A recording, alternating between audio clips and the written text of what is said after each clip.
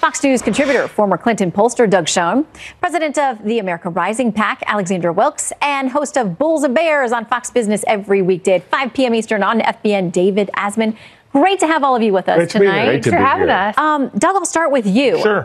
This is a lot of volatility. People seem very frustrated, Yes. and it seems to be coming out in these public confrontations. Yeah, and I think, Shannon, I say this as a Democrat who wants the Democrats to win the midterm, this hurts the party because it plays into Donald Trump's narrative that the Democrats are radical, extremist, violence. My advice would be stick to the issues. Talk about health care and the economy, as the poll you presented before says, and stay away from this personal politics of destruction, of violence.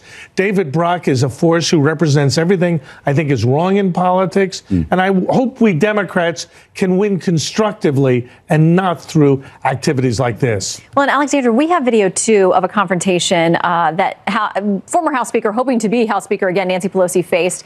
These were a number of Latinos who confronted her. We had to bleep most of it. I don't know if we can even play any audio because there are a lot of F-bombs, but they're also calling her a communist and telling her, we don't want you, you don't belong. It was pretty aggressive in its own right.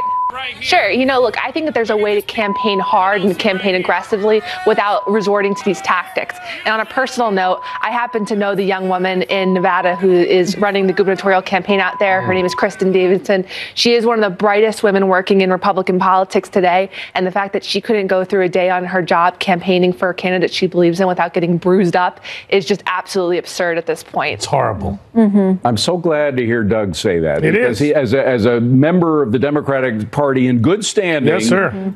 It's important for him and people who reject absolutely this brown shirt tactics to speak up and try to stop it. But frankly, there is a lot of money going in the opposite direction of Doug Schoen. There was $1 million in 2012 by George Soros put into this PAC that this guy worked for. That's Mike Stark. If you ever see this guy, call a cop because this guy is dangerous. And he's being used as a brown shirt, just like the Nazis had their brown shirts, to physically intimidate people they don't believe in. Well, let me point this out, too. American Bridge does tracking. America Rising PAC does tracking.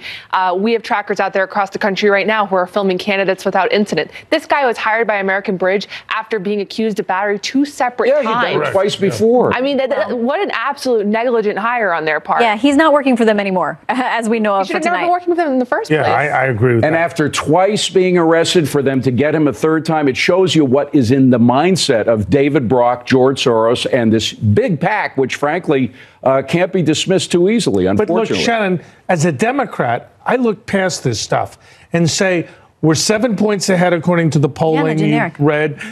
Huge leads with key demographic groups.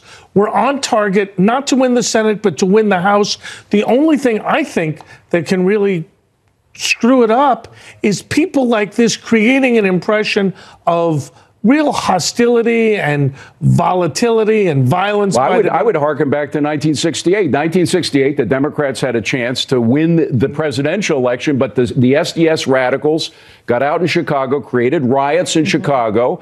They blamed the police for all of their bad I wouldn't go that far. I would go so far as to say that there are people literally acting as brown shirt Nazis like this guy Stark. And that's one person that's not. And it's 1,000 in the street. One person you know that. It's one person that's backed by George Soros and a huge PAC, and he did it twice before. And again, they hired him again. He is fired. And he's gone. And I think to demonize him is unfair and unreasonable. No, I think it's perfectly fair to demonize him. Let's not go back to it's one person. Let's not go back to 1968. Nobody in the country wants to go to those horrible moments. Exactly. Let's talk about California, though, because incumbent Senator Dianne Feinstein there had this to say about potentially, if the Democrats were to retake the Senate, how she feels about reopening investigations into now Justice Brett Kavanaugh. Would you then be in favor or opposed to your colleagues who would want to open up the investigation of allegations against Brett Kavanaugh? Oh, I'd be in favor of opening up the allegations, absolutely.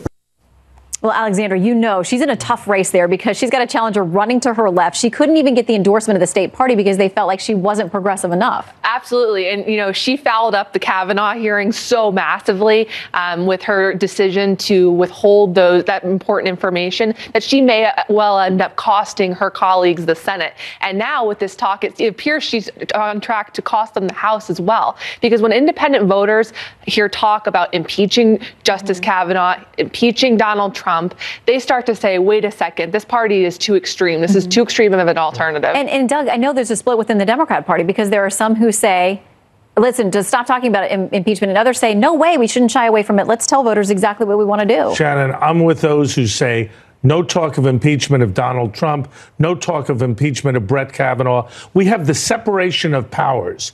We went through exhaustive hearings, an FBI investigation.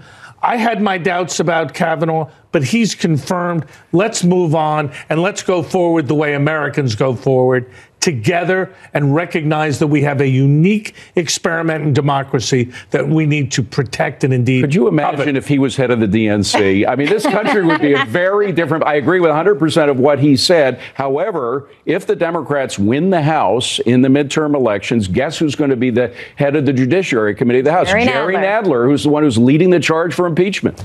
Of Judge Kavanaugh. But it's interesting because when you see Nancy Pelosi, who hopes to again be the speaker, she says that's not a priority. Let's not talk about that. That's just not front and center for us. Well, to me, it's not a priority to have Nancy Pelosi or Chuck Schumer leading our party.